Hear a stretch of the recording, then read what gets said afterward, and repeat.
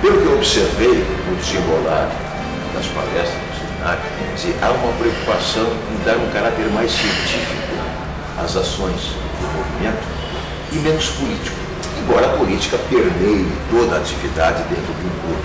E a exposição do Alisson Moles foi muito interessante e destaca o Grêmio sob vários aspectos, inclusive a perspectiva futura. Eu acho que é entender o clube de futebol como uma, entre aspas, empresa e que deve ter um planejamento. Porque ela é tratada como empresa, então tem que se organizar mais ou menos como empresa, exatamente, para se defender.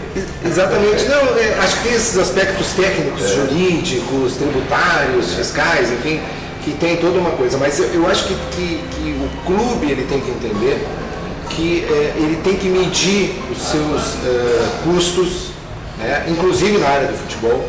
O Grêmio, o clube de futebol tem que saber quanto custa formar um atleta e qual é o modelo que ele quer ter. Quando a gente fala, o clube de futebol ele tem uma história de 100 anos como o Grêmio e ele tem que projetar os próximos 10, os próximos 20 anos, tem que buscar novos mercados, tem que buscar novas receitas e isso tem que deixar de ser um simples discurso dos clubes de futebol.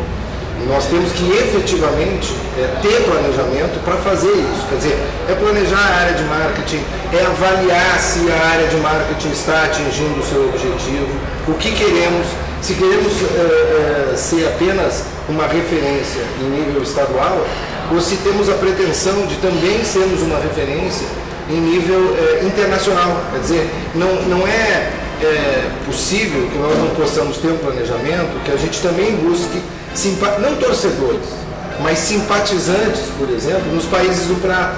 Nós temos um mercado, nós vemos crianças aqui com a camiseta do Boca Juniors pela rua, e por que nós não podemos ter crianças também com a camiseta do Grêmio pelas ruas de Buenos Aires? Né? Quer dizer, o menino que usa uma camiseta do Boca Juniors aqui não é um torcedor do Boca Juniors, ele é um simpatizante do Boca Juniors ou do River Plate.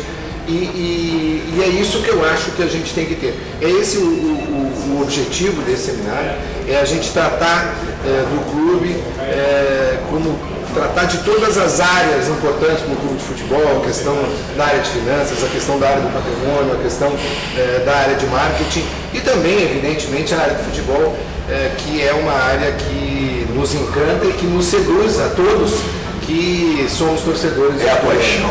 Exatamente. Está por baixo. Eu acho que é o fundamental. Perfeito. Esse foi o doutor Antônio Vicente Martins, um dos líderes do movimento Grêmio Independente, que participa desse seminário promovido por esse movimento que se realiza no Holiday Inn, Porto Alegre.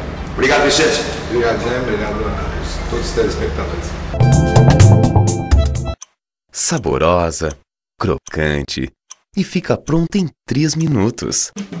Massa integral para a pizza light de frigideira da Pavioli. Dispensa óleo, mas não dispensa o sabor.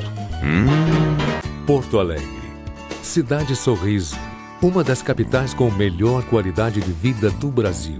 Berço da primeira empresa do mercado imobiliário do sul do país, com certificação internacional ISO 9001. Aqui você encontra sorrisos, encontra respostas, encontra o que quer. Aqui você faz planos, faz escolhas, faz amigos. Guarida Imóveis. 30 anos dando guarida para o seu sonho.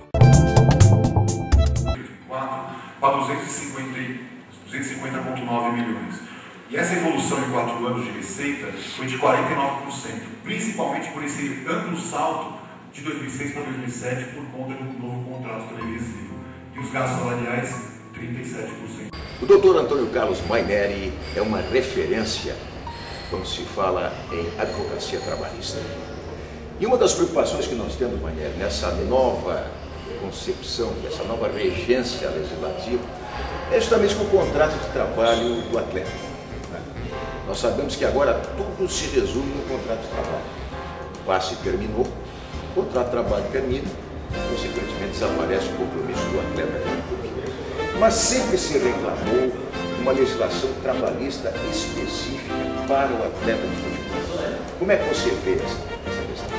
Olha, eu vejo uma grande dificuldade, Jaime, na fixação dessas condições de trabalho por uma profissão que é diferenciada. Tanto é que a legislação trata o jogador de futebol como uma categoria diferenciada. Só que passa a ideia, em primeiro lugar pelos clubes, de um tratamento diferenciado que não pode fugir, na minha visão, à aplicação da CLT.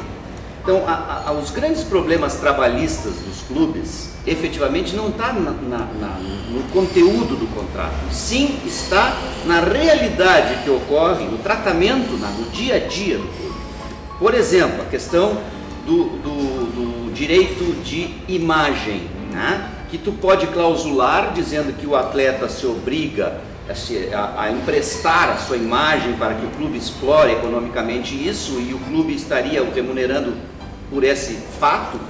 Nós temos exatamente uma proteção dentro da CLT, que é o artigo 9º, né, que trata das nulidades trabalhistas, que faz com que, se o clube não explorar efetivamente a imagem, ou seja, se isso não for a realidade, aquele aspecto formal do contrato vai ficar apagado, não vai ter eficácia. A realidade é outra, gente.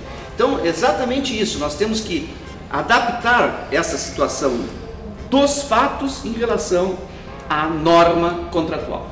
Em resumo, se bem entendemos, você defende que a regência deve ser basicamente pela CLT, mas algumas peculiaridades têm que ser, quem sabe, objeto até de futura regulamentação ou não. Já existe alguma previsão legal, o que na verdade, o que não se está fazendo em termos de quem administra o clube é tornar eficaz essa condição da lei ou condição do contrato nessa relação entre o que a gente popularmente chama patrão e empregado, entre o clube e o seu jogador de futebol. E muitas vezes, Jaime, o próprio clube provoca essa situação de nulidade. Aí eu já vou tratar de um outro fato também importante, que é tentar fugir à aplicação da norma trabalhista, fazendo com que o atleta muitas vezes constitua uma pessoa jurídica, né? E esta pessoa jurídica com o familiar, com a esposa isso. E tal. E essa pessoa jurídica é que faz o contrato com a pessoa jurídica clube, né? E exatamente essas duas formas, que são pessoa jurídica e pessoa jurídica, bom, não tem nada a ver com trabalhista. Só que mais tarde, ao desconstituir-se esta pessoa jurídica, porque ela foi feita para fraudar a aplicação da legislação trabalhista, é que cria o passivo que hoje os clubes enfrentam na relação. Perfeito. Esse é o Dr. Antônio Carlos Manieri, que participa ativamente desse seminário promovido pelo movimento Grêmio Independente. Obrigado, Manieri. Eu que agradeço. Que nós vamos revolucionar o mercado. Falando rapidamente da reestruturação do futebol europeu, algumas questões são super importantes porque são muito similares ao que nós passamos desde o princípio da nova legislação do esporte brasileiro com a Lei 5 em 93 até hoje com as leis de 2003.